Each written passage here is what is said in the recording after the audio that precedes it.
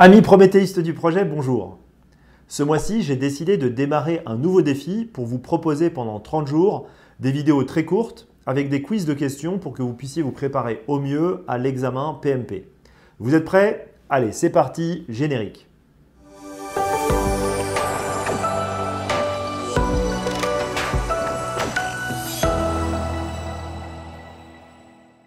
Une équipe agile travaille sur un projet de transformation qui nécessite la coordination de plusieurs équipes agiles dans l'organisation. Elle cherche à créer une définition de fini, Definition of Done, DOD, pour proposer un produit de qualité. Parmi les propositions suivantes, laquelle n'est pas pertinente? Option A, la Scrum Team doit créer sa propre DOD. Option B, les Scrum Teams doivent suivre les DOD qui font partie des standards de l'organisation. Option C, la Scrum Team doit créer des critères d'acceptation. Option D, les Scrum Teams doivent définir ensemble leur DOD et s'y conformer. Je vous laisse mettre la vidéo sur pause et on se retrouve dans une poignée de secondes pour le débriefing. A tout de suite. Alors allons-y. Quelle est la première question à se poser? La première question à se poser, c'est quelle est l'approche de développement concernée par la question? Est-ce qu'il s'agit de gérer un projet de façon prédictive? Est-ce qu'il s'agit de gérer un projet de façon agile? Ou est-ce qu'il s'agit de gérer un projet de façon hybride? Là, on nous parle de coordination d'équipes, de plusieurs équipes agiles. Donc là, la réponse était dans la question. Il s'agit d'approche de développement agile. On pourrait même dire qu'on était à la frontière avec la mise à l'échelle agile. Donc, mais rassurez-vous, vous aurez peu de chances d'avoir ce genre de questions sur la mise à l'échelle pour l'examen parce que ça fait référence à un autre framework qui s'appelle SAFe, qui est une autre certification. Donc là, on parle bien de l'approche de développement agile. On nous demande de sélectionner parmi les options suivantes la proposition qui n'est pas pertinente par rapport à la DOD. La DOD, c'est surtout défini dans un guide qui s'appelle Scrum.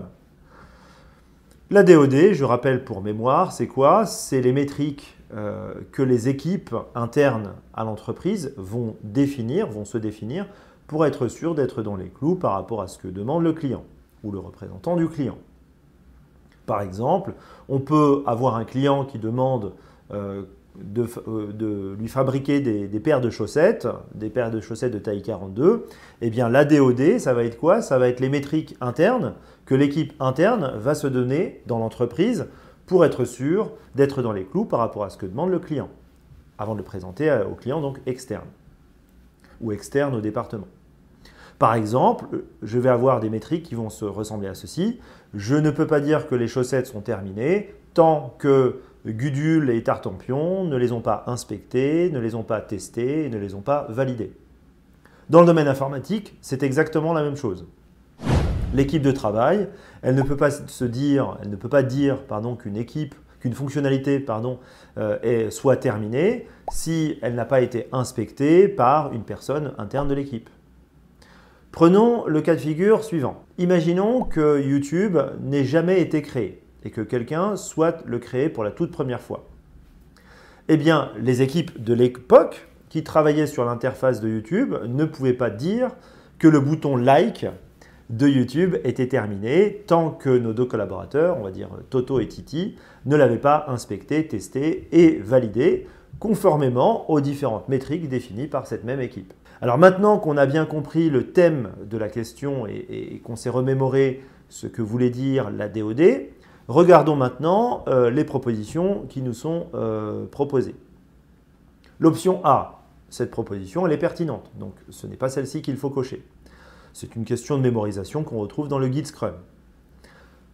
La Scrum Team doit créer sa propre DOD si elle ne fait pas partie des standards de l'organisation.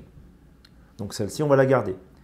L'option B, oui, cette option B, c'est aussi une question de mémorisation qu'on retrouve dans le guide Scrum. Je la rappelle pour mémoire. Si une DOD fait partie des standards de l'organisation, toutes les Scrum Teams doivent s'aligner ou doivent la suivre au minimum. Donc on va garder aussi l'option B, ce n'était pas l'option B.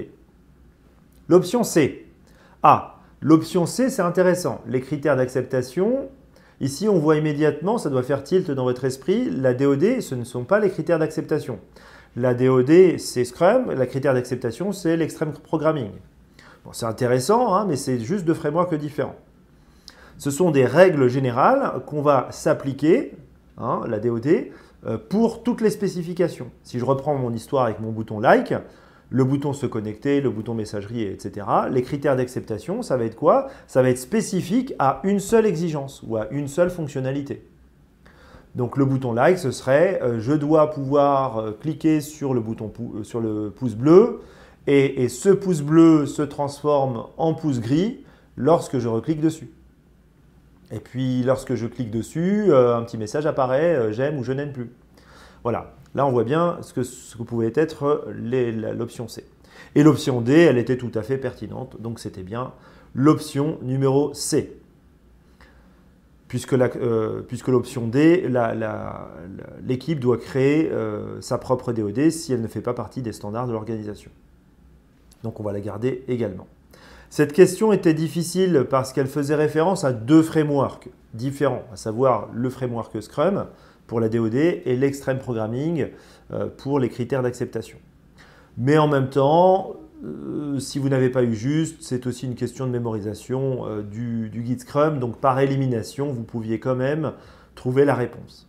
Voilà les amis, je vous dis à très bientôt, cette vidéo est déjà terminée. Je compte sur vous pour mettre un petit pouce bleu vers le haut si cette vidéo vous a plu et à vous abonner à la chaîne si ce n'est déjà fait. Vous pouvez aussi aller faire un petit tour sur mon blog Prométhée,